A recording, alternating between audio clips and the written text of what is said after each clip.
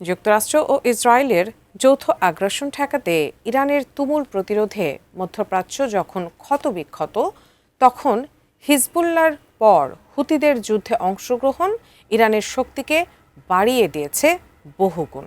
এই সশস্ত্র গোষ্ঠীটিকে নিয়ে আগে থেকেই আতঙ্ক রয়েছে পশ্চিমাদের, কিন্তু বর্তমান প্রেক্ষাপটে এবার হুতি জ্বরে কাঁপছে ইউরোপীয় ইউনিয়নভুক্ত দেশগুলো।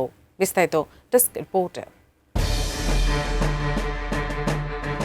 ইরান যুদ্ধ শুরুর পর থেকে মধ্যপ্রাচ্য জুড়ে লাফিয়ে লাফিয়ে বাড়ছে উত্তেজনা ও সংকট। সংঘাতের এই পর্যায়ে ইরানের শক্তিতে নতুন মাত্রা যোগ করেছে হুতি বাহিনী।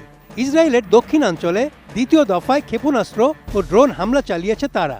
যুক্তরাষ্ট্র ও ইসরায়েলের কাছে হুতি যোদ্ধারা বরাবরই আতঙ্কের নাম। চলমান মধ্যপ্রাচ্য সংঘাতে দখলদার যৌথ বাহিনীর পাশাপাশি ইউভুক্ত দেশগুলো এবার হুতি বাহিনী নিয়ে ভীত সন্ত্রস্ত।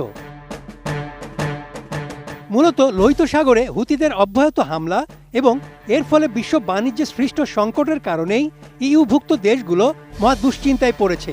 লোহিত সাগরে নিয়োজিত ইউ এর নৌ মিশন জানিয়েছে, ইরানের প্রতি সামাজিক যোগাযোগ মাধ্যম এক্সে ধারাবাহিক কিছু পোস্টে অপারেশন স্পাইডস জানায় তারা শিপিং শিল্পের জন্য নতুন নির্দেশনা জারি করেছে। সেখানে বাণিজ্যিক জাহাজগুলোকে নিবন্ধিত হতে এবং সামুদ্রিক নিরাপত্তা চ্যানেলগুলো দিয়ে চলাচলের সময় সহায়তার আবেদন জানাতে আহ্বান জানানো হয়েছে।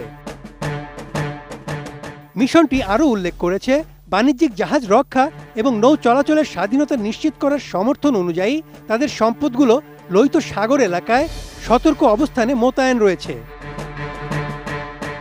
এর আগে 2023 সালে ফিলিস্তিনে ইসরায়েলি আগ্রাসনের বিরুদ্ধে সামরিক পদক্ষেপ নিয়েছিল হুতি। সেই থেকে দীর্ঘদিন তাদের আঘাতে জর্জরিত হয়েছে ইসরায়েলি ও পশ্চিমা নৌযানগুলো, যারা মূলত তেল আবিবের গণহত্যা সমর্থন করেছে। ওই সময় হুতি আক্রমণ ঠেকাতে না পারায় লোহিত সাগর দিয়ে বন্ধ হয়ে যায় জাহাজ চলাচল। তখন মধ্যপ্রাচ্য থেকে জ্বালানি ও পণ্য পরিবহনের জন্য দীর্ঘ পথ পাড়ি দিয়ে দক্ষিণ আফ্রিকার উপকূল হয়ে চলাচল করতে হয়েছে নৌযানগুলোকে। সেই তিক্ত অভিজ্ঞতা থেকেই এবার নতুন করে সতর্কতা জারি করেছে ইইউ।